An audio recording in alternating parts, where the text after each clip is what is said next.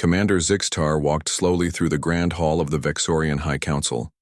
His 6 limbs moved with difficulty, 3 of them damaged beyond the ability of Confederation medicine to fully repair. The crowd of officials and military officers parted before him, their expressions a mix of respect and unease. Whispers followed in his wake. He was the only High Commander to return. They say he hasn't spoken about what happened in 3 cycles. The humans couldn't possibly have. Zixtar ignored them all. His focus remained on the 12 members of the High Council seated on their elevated platform at the end of the hall. They would demand answers he wasn't sure he wanted to give. Council leader Nexvoral rose as Zixtar approached. Commander, the Confederation welcomes home one of its most decorated war heroes. The words rang hollow in the vast chamber. This was not the triumphant return ceremony Zixtar had imagined when he'd left with the invasion fleet. There should have been celebration, medals, promotions. Not this quiet, uncomfortable reception that felt more like a funeral. The Council has reviewed the official reports, Nexvoral continued, but we find them lacking. We require your personal testimony about what occurred in the Earth campaign. Zixtar's secondary breathing membranes fluttered, a sign of distress that no Vexorian could hide. I will speak, he said finally. But not here. Not like this. You refuse the Council's direct request? Asked a younger member, her scales flushing with indignation. I will speak, Zixtar repeated, but my testimony must be recorded and distributed to all Confederation worlds. What I have to say is not merely a mission report, it is a warning. The council chamber erupted in murmurs until Nexvoral raised a clawed hand for silence. Very well, Commander. Return tomorrow, and your testimony will be recorded for all to witness. Jack Rogers checked the pressure gauge on the oxygen recycler and frowned. The mining outpost on Ceres wasn't exactly state-of-the-art, but the equipment shouldn't be failing this quickly. He tapped the gauge with a wrench, watching the needle jump slightly. Piece of junk, he muttered, making a note on his tablet. As the maintenance engineer for Outpost C12, he kept a running list of equipment that needed repairs.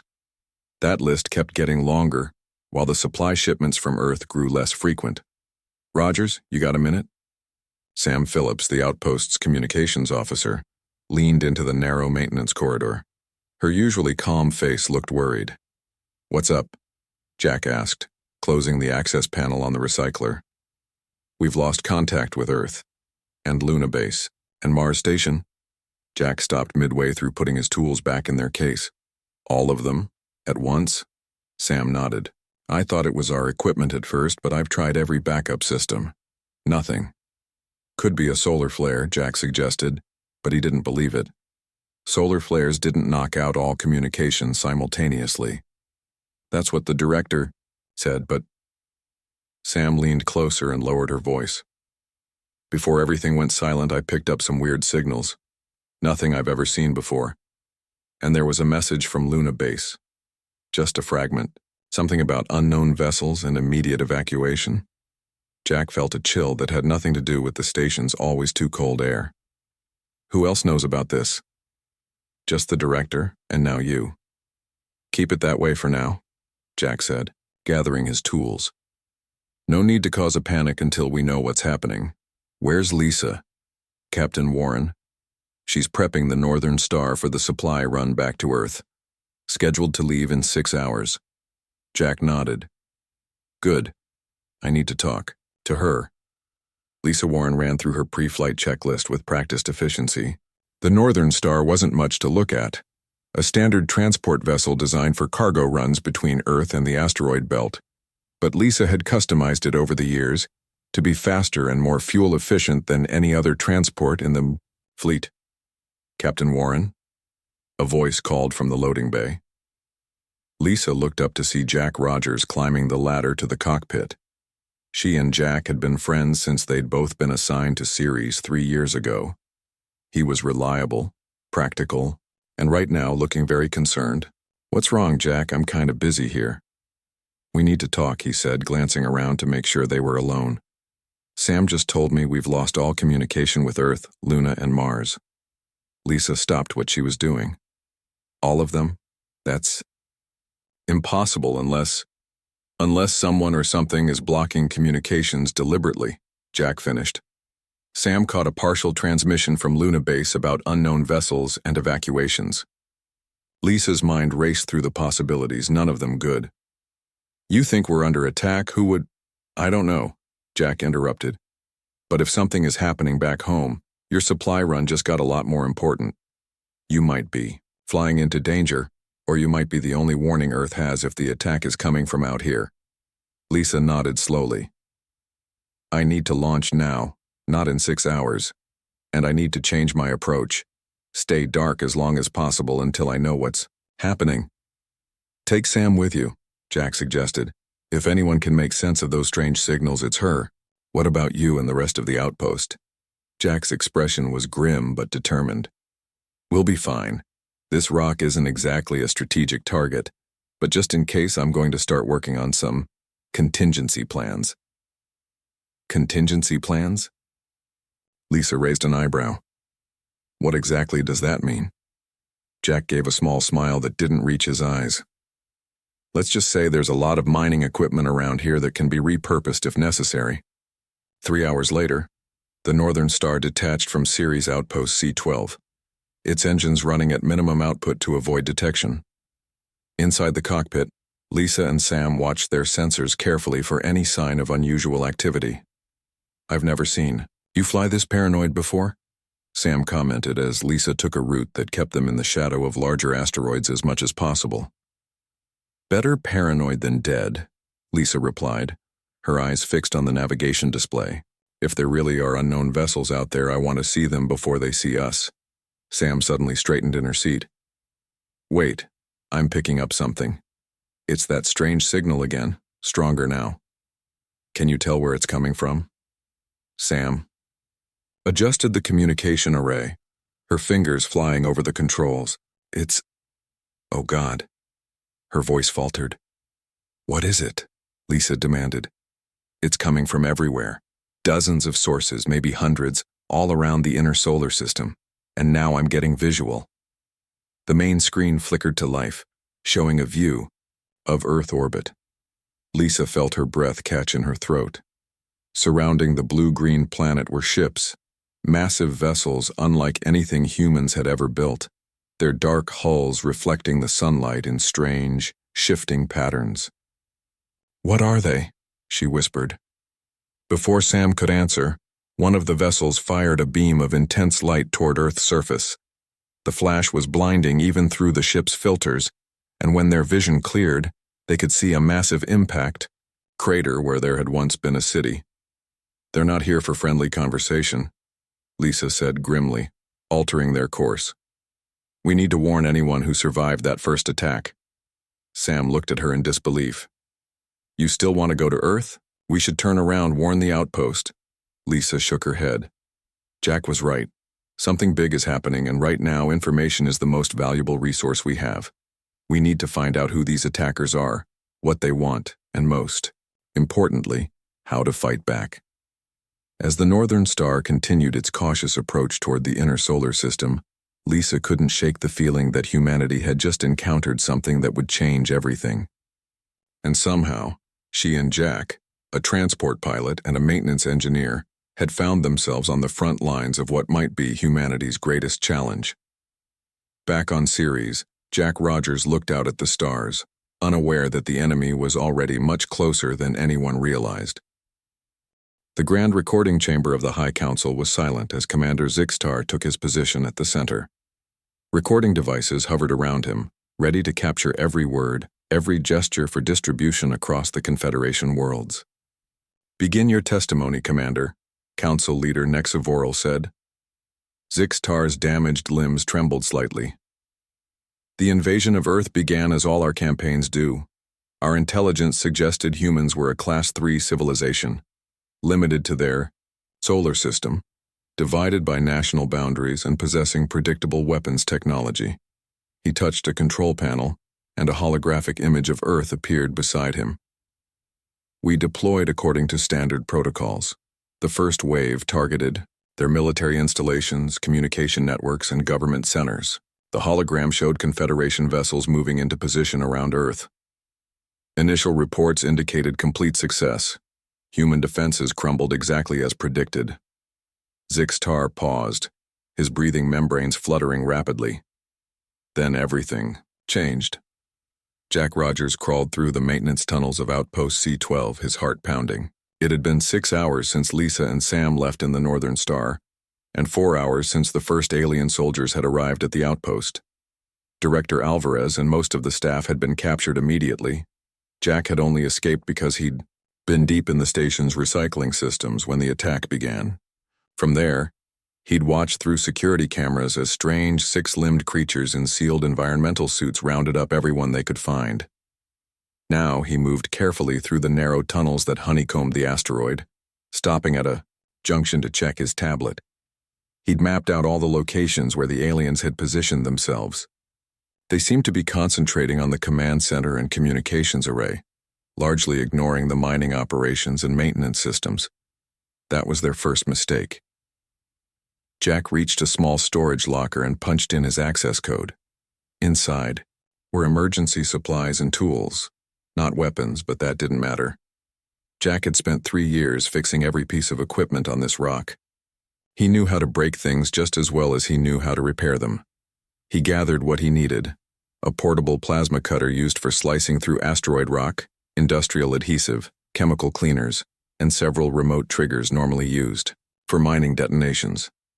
It wasn't much, but it was a start. As he worked to modify the tools into something more useful, Jack's mind raced with questions. Who were these aliens? What did they want? Had Earth been hit as badly as it appeared from the fragmentary communications? And most importantly, was Lisa safe? The Northern Star drifted silently among the debris of what had once been Earth's defensive satellite network. Lisa Warren kept all systems at minimal power, watching as alien vessels moved in coordinated patterns around the planet. "Any luck with those communications?" she asked Sam. Sam shook her head, frustration clear on her face. "Most channels are jammed or destroyed, but I'm picking up scattered transmissions, isolated military units, civilian emergency broadcasts, even some ham radio operators. Earth wasn't completely knocked out by the first strike."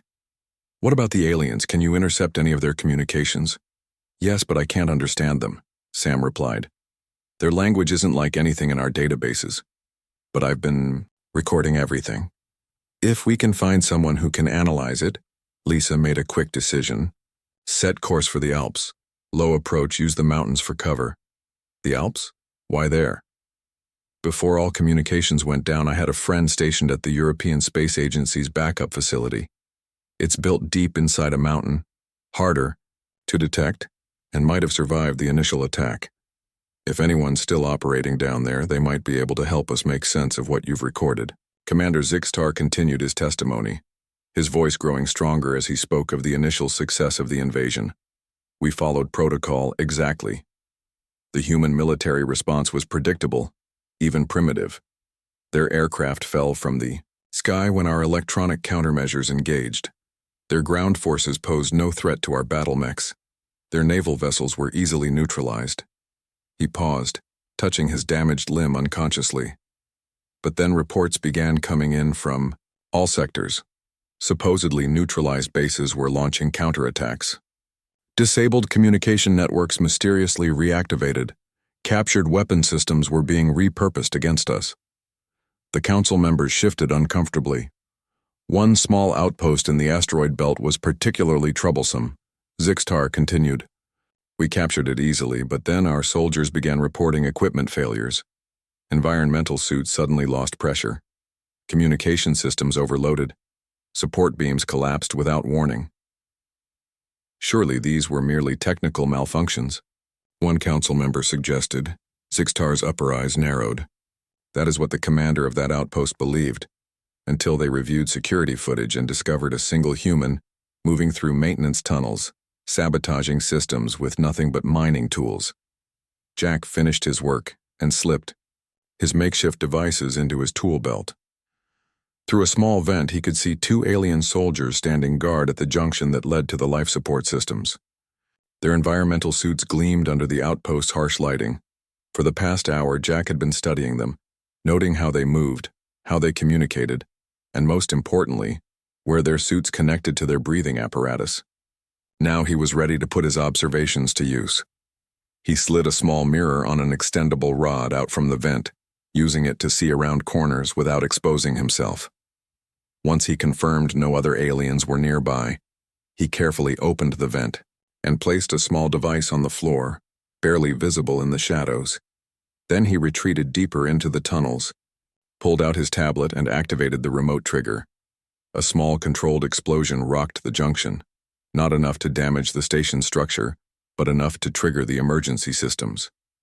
Warning lights flashed, and the automated fire suppression system activated, filling the corridor with fire-retardant foam. The aliens reacted immediately, moving toward the source of the explosion. Just as Jack had hoped, they stepped right into the industrial adhesive he'd spread across the floor, now hidden beneath the foam. Their movements slowed, then stopped as the powerful glue set instantly, binding their suits to the floor. As they struggled, Jack triggered his second device. A small modified drone, normally used to inspect hard-to-reach mining equipment, flew from its hiding place and latched onto one alien's breathing apparatus. The plasma cutter attached to the drone activated, slicing through the connection. The alien's panicked movements became frantic, then gradually slowed. Its companion tried to help, but was equally trapped. Jack felt a mixture of triumph and horror as he watched through his tablet. He'd never hurt anyone before, let alone killed them. But these creatures had attacked his home, captured his friends. This was survival now. He gathered his remaining tools. 2 down, at least a dozen more to go. And once he'd cleared enough of them, he could try to free the other humans and access the communications array. Maybe then he could find out what had happened to Lisa and the rest of Earth. Lisa skillfully guided the northern star between mountain peaks, using the terrain to mask their approach to the hidden facility. As they drew closer, Sam suddenly straightened in her seat. "I'm picking up a signal," she said excitedly. "It's weak, but it's definitely coming from the facility. And it's in English." Lisa felt a surge of hope. "Can you respond?" Sam adjusted the controls. "This is Communications Officer Samantha Phillips from Series Outpost C-12, aboard the transport vessel Northern Star. Is anyone receiving?" The response came moments later, crackling with static but unmistakably human. "Northern Star, this is Dr. Alan Carter at ESA Alpine Facility. Thank God you're alive. We thought we were the only ones left." Lisa exchanged a look of relief with Sam. "We're not alone," she said quietly. "And if this facility survived, others might have too. We're bringing valuable information about the invaders. And we need all the information we can get," Alan's voice replied, "because right now we're working on something that might just give humanity a fighting chance." The members of the High Council leaned forward as Commander Zixtar's testimony reached a critical point. The holographic display now showed multiple regions of Earth where Confederation forces had deployed their most devastating weapons. "After the unexpected resistance, I ordered the use of planet crackers against their major population centers," Zixtar said. His voice remained steady, but his damaged limbs trembled. "According to all our previous campaigns, this show of force should have broken their will to fight. And it did not?" Council Leader Nexvoral asked. "No," Zixtar replied. "It had the opposite effect. The humans changed. Where they had been disorganized, they suddenly became unified. Where they had been predictable, they became wildly creative. It was as if our escalation awakened something in them that our intelligence had never detected." Jack Rogers moved silently through Outpost C-12, staying in the shadows. Over the past 2 days, he had eliminated 8 of the alien invaders using nothing but repurposed mining equipment and his knowledge of the station's systems. The remaining 4 had retreated to the command center, clearly aware they were being hunted. Jack crouched beside the air duct that led to the center. Through a small opening, he could see Director Alvarez and 5 other crew members tied up in the corner. The aliens had set up a defensive position, their weapons pointed at every entrance. What they didn't know was that Jack had spent the morning rerouting the station's coolant system.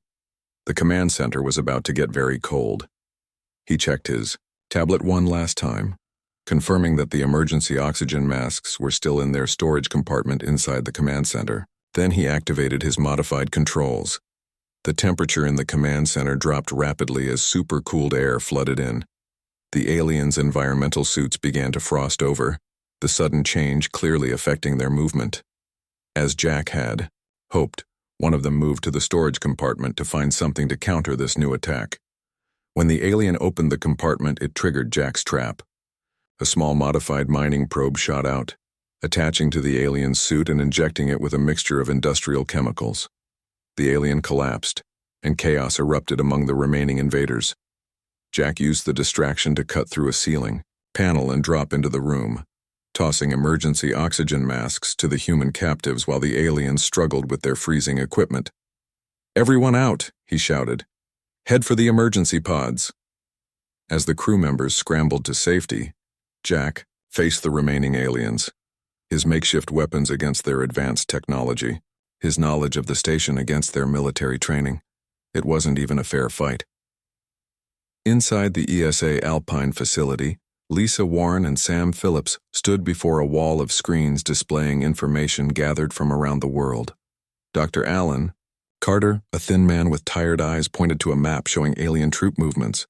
After the initial strikes, they targeted major military installations, he explained. But then something odd happened.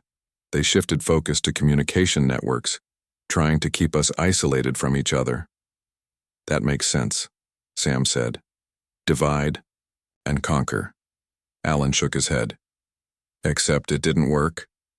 When they knocked out the internet and military communications, people reverted to older technologies. Ham radio operators became vital links. Bicycle messengers carried information between towns. People printed actual newspapers again." Lisa studied the screens. "So humans adapted. But we're still outgunned. These aliens have technology far beyond ours." "True," Allen replied. "But we have something they clearly didn't expect." He led them to another room where dozens of people worked at computer stations. "We've been analyzing the data you brought along with everything we've gathered ourselves. Sam's recordings of their communications were especially valuable." Sam looked surprised. "You've decoded their language?" "Partially," Allen said. "Enough to learn that they call themselves the Confederation, and enough to start hacking their neural communication networks." Lisa's eyes widened. "You can hack their systems?" Allen smiled for the first time. "A team of video game designers figured it out. Turns out the aliens' neural networks are vulnerable to certain electromagnetic frequencies. We're already using the knowledge to coordinate resistance efforts worldwide." He pointed to another screen showing a Confederation supply ship. 3 days ago, a group of civilians in Australia captured this vessel. We now have direct access to alien technology, and engineers around the world are reverse engineering it." "How is this possible?" Lisa asked. "They destroyed our most advanced military bases." "That's what they targeted, yes," Allen agreed. "But they missed the true strength of humanity, not our weapons or our armies, but our ability to improvise, to collaborate across traditional boundaries. Computer programmers are working with farmers to disrupt alien landing patterns. Teachers are coordinating evacuation routes. Auto mechanics are modifying everyday vehicles into weapons carriers." Sam looked at the screens in amazement. "How are you coordinating all this?" "We set up a new network," Allen explained, "using repurposed satellite dishes, weather balloons with transmitters, even modified home appliances to create mesh networks. We call it the resilience web. It's chaotic and imperfect, but the aliens can't track it because it doesn't follow any standard protocol they'd recognize." Lisa felt a surge of hope. "So Earth is fighting back." "More than fighting," Allen said. "We've identified a pattern in their ship movements. We think we've located their command vessel." Zixtar's voice grew more intense as he continued his testimony to the council. "We underestimated them at every turn," he said. "We assumed their technology level indicated their capacity for warfare. We were wrong.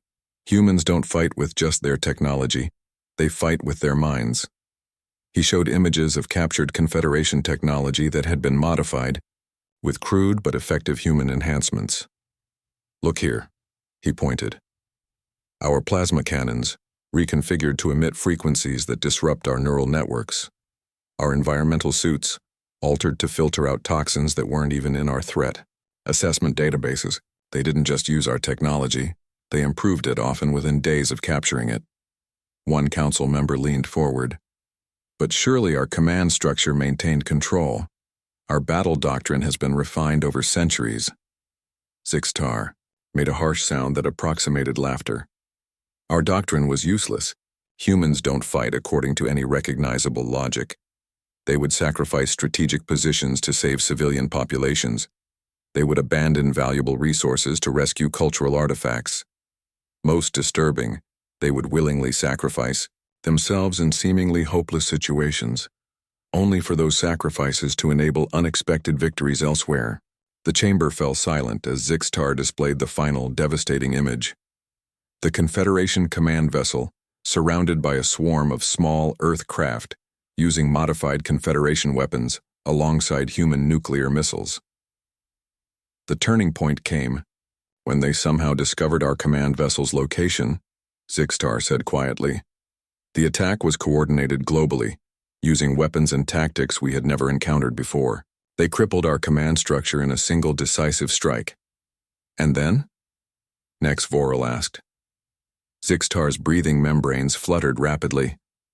And then came the truly terrifying part, the part that should concern every world in the Confederation. He paused, looking at each council member in turn. They didn't destroy us when they had the chance. Instead, humans showed us something the Confederation has never encountered in 1,000 years of conquest. What? Demanded several council members, at once. Zixtar's voice dropped to nearly a whisper. Mercy. The High Council chamber was completely silent as Commander Zixtar continued his testimony. Many of the council members looked uncomfortable, their scales shifting colors in response to stress. After the humans crippled our command structure, I followed protocol, Zixtar said. I prepared our remaining forces for a final stand. We expected them to finish us with orbital strikes or biological weapons. And they did not? Asked Nex Voral. No, Zixtar replied. Instead, they offered terms. Any Confederation soldier who surrendered would be treated according to what they called laws of war. Those who continued fighting would face humanity's full response. A younger council member interrupted. Surely you rejected such an offer. Confederation forces never surrender. I did reject it, Zixtar confirmed. And that is when they deployed something far more devastating than any weapon we had ever encountered. He touched the control panel and the holographic display showed a new image. They called it psychological operations. Jack Rogers stood on the bridge of the Confederation scout vessel he had captured after freeing Outpost C-12. Beside him, Director Alvarez watched as they approached Earth orbit. I still can't believe. You got this thing working, Alvarez said, looking around at the alien controls Jack had modified with mining equipment interfaces. Jack shrugged. The principles aren't that different from our own ships. They just have better materials and energy systems. The ship's communication system activated, and a familiar voice filled the bridge. Unidentified vessel, this is Northern Star. Please identify yourself. Jack couldn't help but smile. Lisa, is that you? There was a pause, then. Jack, how in the world are you flying a Confederation ship? Long story, he replied. But everyone from the outpost is safe. We're coming to help. Perfect timing, Lisa said. We're coordinating a global effort from the Alpine facility. Can you land here? We could use your expertise. As they entered Earth's atmosphere, Jack saw the devastation caused by the Confederation's planet crackers. Entire cities had been reduced to smoking craters. Yet around these destruction zones, he could see signs of human activity, makeshift, camps, moving vehicles, even new construction already beginning. When they landed at the Alpine facility, Lisa was waiting. She looked tired but determined. She briefly hugged Jack, then led him and Alvarez inside to a large room filled with people working at various stations. We've made a breakthrough, she explained. Dr. Carter and his team have fully decoded the Confederation's communication systems. We can now broadcast directly to individual Confederation soldiers. Jack looked around the room. And what are you saying to them? Lisa pointed to a young woman speaking into a microphone. That's Kelly. She's a psychology student. She's talking to a Confederation squad leader about his home planet, his family, and why dying for a lost cause makes no sense. Jack listened as Kelly addressed the alien by name, mentioned details about his life, and spoke about the families waiting at home for the Confederation soldiers. How do you know all that? Jack asked. We captured their personnel records, Lisa explained. Every Confederation soldier has a file with personal details. We're using that information to talk to them directly, bypassing their command structure. Psychological operations, Alvarez murmured. Exactly, Lisa said. And it's working. We've had over 3,000 surrenders in the past 2 days. She led them to another area where Sam was working with a team at computer stations. We're also broadcasting footage of captured Confederation soldiers being treated well, Sam explained. Medical care, proper food, humane living conditions, we're showing what surrender looks like. And for those who don't surrender? Jack asked. Lisa's expression hardened. We show them exactly what our weapons can do now that we've modified their technology. We give them a choice. Zixtar's damaged limbs shook visibly as he continued his testimony. The humans began addressing my soldiers by name, he said. They knew details of their personal lives, their home planets, their families. They showed images of our captured personnel receiving medical treatment alongside human patients. How did they obtain such information? Demanded a council member. They hacked our secure databases, Zixtar replied, something our security experts had deemed impossible, but what happened next was even more disturbing. He paused, his breathing labored. Humans began learning our languages, not just 1 or 2 specialists, but thousands of them, all at once. They established direct communication with our frontline troops, completely bypassing command channels. The holographic display showed scenes of Confederation soldiers removing their helmets, laying down weapons, walking toward human lines. My soldiers began to surrender in large numbers, Zixtar said. When I ordered executions of defectors, my own officers turned against me. The council chamber erupted in shocked murmurs. The idea of Confederation forces turning against their commanders was unthinkable. Why? Nexvoral finally asked. Why would our troops, trained from birth to obey, suddenly defy orders? Zixtar looked directly at the council leader. Because the humans offered them something the Confederation never had. A choice. Jack worked alongside Earth engineers, helping to modify Confederation technology. His experience repurposing mining equipment made him invaluable in understanding how the alien devices could be adapted for human use. We've got something, called out one of the engineers. The Confederation command codes you recovered from the outpost. We can use them to access their weapons systems. Jack looked at the screen showing Confederation battle plans. They're regrouping for another attack. They still have enough ships to cause massive damage. Lisa joined them, looking at the display. Then we need to give them a reason not to attack. She turned to Sam. Is the broadcast system ready? Sam nodded. Global coverage. Every surviving communication system on Earth can transmit the message. And the translation software? Complete for all 6 major Confederation languages. Lisa took a deep breath. Then it's time for humanity to speak with one voice. Across Earth, every working communication device, from military transmitters to home radios, from satellite dishes to repurposed television stations, began broadcasting the same message. It was repeated in human languages and Confederation dialects. The message was simple: surrender and live. Continue fighting and face the full force of humanity's response. The choice belongs to each Confederation soldier to demonstrate humanity's new capabilities. Carefully selected targets within the Confederation fleet were struck with weapons that combined human ingenuity with captured alien technology. The precision was surgical, the message clear. Within hours, Confederation ships began powering down weapon systems. Shuttles departed larger vessels, heading toward designated landing zones where human medical teams waited. Not all Confederation forces surrendered. Some remained loyal to their command.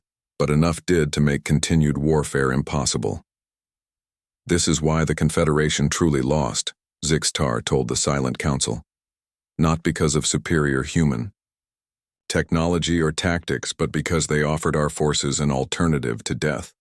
They understood something about us that even we had forgotten. And what was that? Nexavoral asked quietly. That beneath our training, beneath our conditioning, we are still individuals capable of choice. Zixtar's voice was steady now, his damaged limbs still. Humans didn't defeat us with weapons. They defeated us with an idea. The council members exchanged troubled glances. And that, Zixtar concluded, is why humans must be feared. Because they do not fight as we do for territory or resources. They fight for each other. They fight for ideas. And they transform everything they touch, including their enemies. Commander Zixtar stood before the council for the final portion of his testimony. His voice had grown stronger despite his obvious physical exhaustion. I give you this warning, not as a defeated enemy, but as someone who has seen what humanity truly is, he said. The Confederation has conquered 1,000 worlds across 5 galaxies. We have faced species with superior technology, greater numbers and stronger warriors. But we have never encountered a species like humans. The holographic display showed images of Earth rebuilding, of humans working alongside surrendered Confederation, soldiers of new structures rising from the ruins. Their strength is not in their technology, which remains primitive by our standards, Zixtar continued. It's not in their physical capabilities, which are unremarkable. It's in their minds, their adaptability, creativity, and inexplicable unity in crisis. Next, Voral leaned forward. What would you have us do with this information, Commander? Avoid human space at all costs, Zixtar replied without hesitation, and prepare for the day when they will venture beyond their solar system. Because they are coming. 1 year later, Jack Rogers stood beside Lisa Warren on the observation deck of Earth's first interstellar vessel. Below them, the rebuilt city of Geneva gleamed in the morning sun, its mix of old European architecture and advanced Confederation technology, creating something entirely new. Hard to believe how much has changed in a year, Lisa said, watching, as human and Confederation engineers made final adjustments to the ship's systems. Jack nodded. From fighting for survival to preparing for exploration, not bad for a primitive species. They both smiled at the joke. The term primitive had become something of a badge of honor among humans since the recovered Confederation records had been made public. How's the new defense system coming along? Lisa asked. Ahead of schedule, Jack replied. The mining techniques we developed on Ceres are perfect for embedding the planetary shield generators deep within Earth's crust.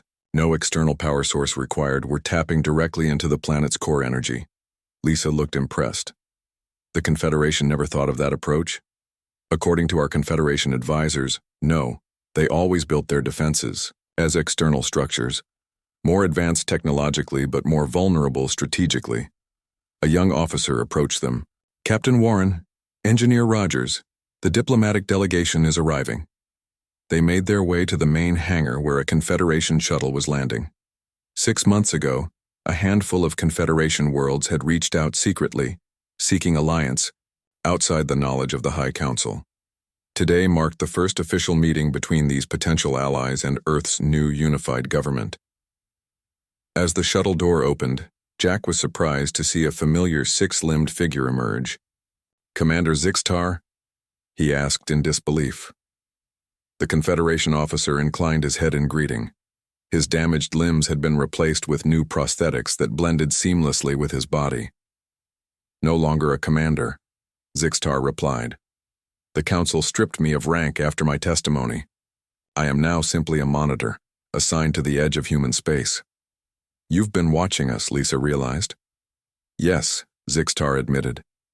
It is the only assignment the council felt suitable for one who had experienced human warfare so directly. Jack studied the former commander. And now you're part of a diplomatic mission? The council changed its mind about humans? The council has not, Zixtar said. But individual worlds have. My homeworld of Vexoria among them. We have been studying your species this past year. Your rapid technological advancement, your unique approach to adapting our technology rather than simply copying it, your treatment of Confederation prisoners, now citizens of your world. And, Lisa prompted, and we believe the future lies with alliance, not isolation. Zixtar said simply, the Council fears you. They plan to establish a quarantine zone around your solar system, preventing any contact with other worlds. Jack frowned. That won't work for long. We're already testing the interstellar drive. I know, Zixtar replied. That is why I am here, to offer an alternative path, one of cooperation rather than conflict. The council chamber was in an uproar. Nex Vorel struggled to maintain order as the latest reports were displayed. This cannot be permitted, shouted one member. The rogue worlds must be brought back in line. How? Asked another. 4 major systems have already established direct relations with Earth. 3 more are in negotiations. The display showed human vessels visiting Confederation worlds and alien ships in Earth orbit. Trade had begun. Cultural exchanges were underway. Most disturbing to the Council, 20,000 Confederation citizens had requested permission to relocate to Earth. This defies all Confederation protocols, Nex Vorel said. No conquered or encountered species has ever been permitted such access to our worlds. Humans were never conquered, pointed out an older council member. That is the difference. And perhaps Zixtar was right. Perhaps we should fear them. The quarantine has failed, admitted another. We must decide how to respond. Jack and Lisa stood with Zixtar on the bridge of Earth's new vessel as it prepared for its first interstellar journey. The ship incorporated the best of human ingenuity and Confederation technology, creating something neither civilization had imagined before. Where will you go first? Zixtar asked. Vexoria, Lisa replied. Your homeworld seemed the natural first destination for our diplomatic mission. Zixtar's breathing membranes fluttered in what humans now recognized as the equivalent of a smile. My family will be honored to welcome you. Jack looked at the star chart showing their planned route. Beyond Vexoria lay dozens of other worlds that had expressed interest in contact with humans. The Council still opposes this? He asked. Yes, Zixtar confirmed. But their influence weakens daily. Too many within the Confederation have seen what I saw, that humans offer something our society has lost over centuries of conquest. What's that? Lisa asked. Choice, innovation, purpose beyond simple expansion. Zixtar gestured toward the viewport where Earth was visible. In 1 year you have taken our technology and improved it in ways we never considered. You have integrated those of us who chose to stay among you. You have begun healing your planet from the wounds of our attack. Jack looked thoughtful. We're still the same species that was nearly conquered a year ago. The only difference is that we were pushed to our limits and had to adapt. Perhaps that is the lesson the Confederation needs to learn, Zixtar suggested. For too long we have been the conquerors, never the challenged. Lisa checked the final launch preparations. Ready for departure, gentlemen? Jack nodded, taking his position at the engineering station. Zixtar moved to stand beside him, his new prosthetic limbs allowing him to operate the modified controls. Course set for Vexoria, Lisa announced, beginning final countdown. As the ship prepared to make the jump to interstellar space, Jack thought about how far humanity had come, from fighting for survival on a mining outpost to venturing between the stars. They hadn't just survived the Confederation's attack, they had transformed it into an opportunity. You know, he said to Zixtar, when I was fighting your soldiers on Ceres, I never imagined we'd end up as allies. And when I gave my testimony to the Council, Zixtar replied, I never imagined I would be aboard a human vessel bound for my homeworld. Life, it seems, is full of unexpected choices. The stars outside the viewport elongated as the ship jumped to interstellar space, carrying humanity's first ambassadors to the wider galaxy, not as conquerors, but as something the Confederation found far more unsettling, innovators of change.